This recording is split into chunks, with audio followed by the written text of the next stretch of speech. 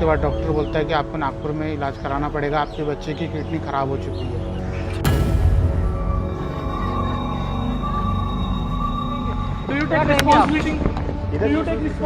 क्या कहेंगे?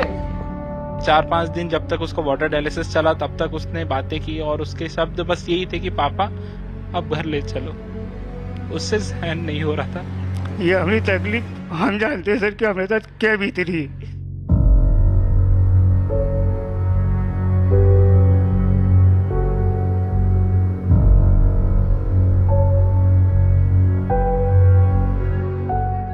A crying child, a bad cough, a fever, a cough syrup prescribed by a doctor.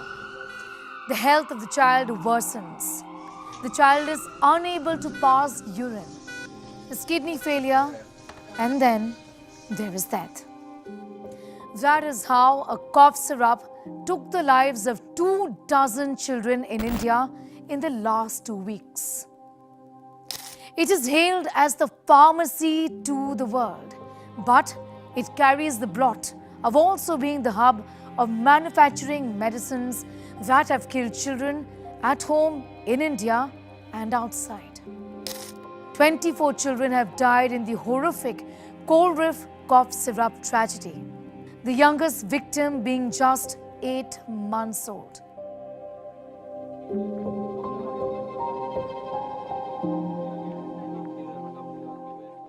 Madhya Pradesh's Cold-Riff tragedy was not the first, and it won't be the last.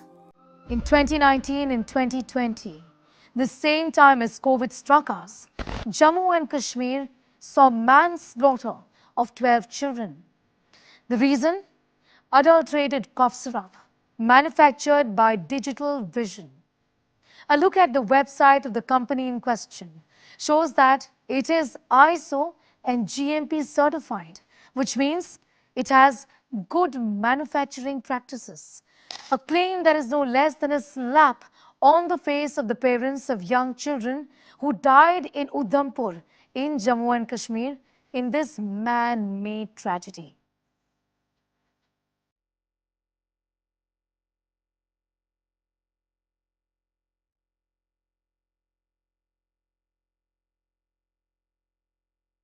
Srisan Pharma, the latest pharmaceutical company in news for all the wrong reasons, is the company that the Union Health Ministry said had no information about. This exact plant where the Cold-Riff syrup is being manufactured. In fact, Tamil Nadu's drug inspection unit also found over 350 violations from the absence of air handling units and ventilation to rusted equipment and products stored in dusty corridors. I just want to show you the design and the layout of this particular plant. Just take a look at how unhygienic this whole area is. It's completely ill-maintained, not given attention to at all. Just the kind of unhygienic atmosphere that we are reporting from.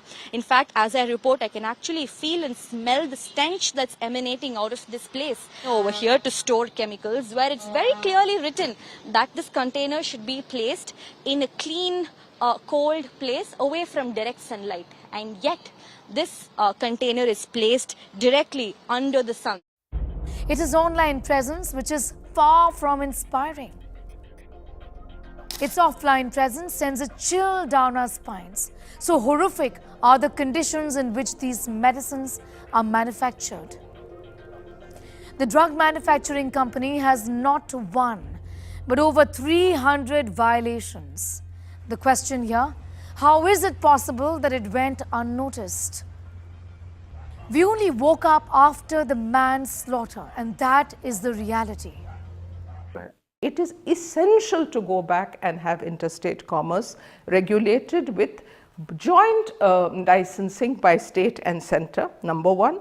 Number two, to ensure that by that it won't just be licensing, it will mean that the standard for keeping one batch, keeping batch by batch, you might say the numbers available so that recall is possible. After all, a medicine is sold in 5 or 10 different states.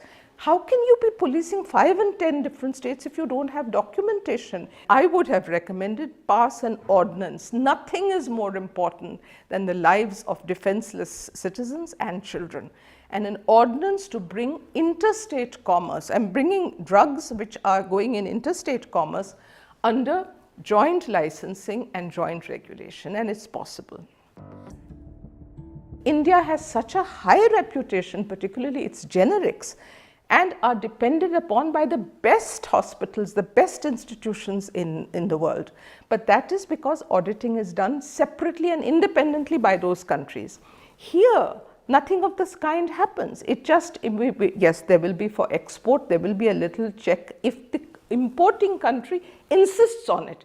If there is no insistence on it, then the same thing will go out. However, if it were done with a joint kind of an inspection, there would be a little more check than is there today. India has done exceedingly well, and we should be proud of that. But we should not minimize the problems that have been created because of small-scale manufacturers who, yes, they have a place to work, they must be allowed to flourish, and they must be allowed to earn money. The country will only grow and develop with that, but not at the cost of human life.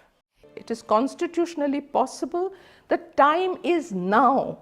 USA faced it 90 years ago and set up the FDA, which is the central authority to administer drugs throughout the country.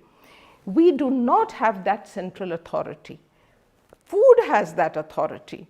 Taxation has that authority, but it does not percolate to drugs, which are even more important, because things like solvents and all are dangerous. They are nothing but poison. Those children died because they were administered poison. Second is, I would say that gas chromatography, which is a test which talks, which tells you exactly whether the contamination in that solvent is there or not. Fortunately, the Drug Controller General India has apparently set up a website, ONDLS or something it is called, where the states have to upload data and you can look at that. But I don't think that that website is as functional as it ought to be. They can use that very website to say, in the state of Gujarat, how many licenses have been given? Posts of inspectors for drug regulation has to be normative. It cannot be marzi, koi hai, nahi hai, this sort of thing. It has to be that if you have X number of units, 100 units, you need an inspector. And he has to be mandated to put up what he found, how many passed and how many failed. Names need not be put up, but at least there will be a record. And it can be done just by random sampling. It doesn't have to be done one by one. Random sampling, all these people will immediately pull up their socks. Unless you have a national drug authority, you will not have one standard, you will not have one regulation being administered in a uniform way. We would be dependent only on what each state wishes to do, wants to do, and unfortunately they are putting trade above public health. This is so unfortunate. It is just scandalous.